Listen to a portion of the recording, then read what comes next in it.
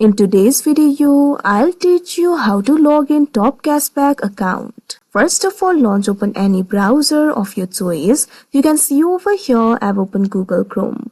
Now click on the search bar and type in topcashback.com. Press enter. After you do that, you'll be led to the official website of TopCashback.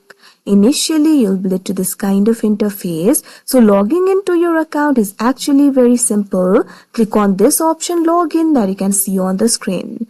Now once you do that, you can see over here you'll be able to log into your account by entering your credentials. So click on the field of email address and enter the email address associated with your account. Likewise, click on the field of password and enter your password. If you have forgotten your password, click on this option forgotten your password that you can see on the screen and you'll be able to recover it. Now after you enter the credentials, click on this option login that you can see on the screen. Now you can see over here you'll easily be logged into your TopCashback account. So that is how you log in TopCashback account. I hope you found this video helpful. Thank you for watching.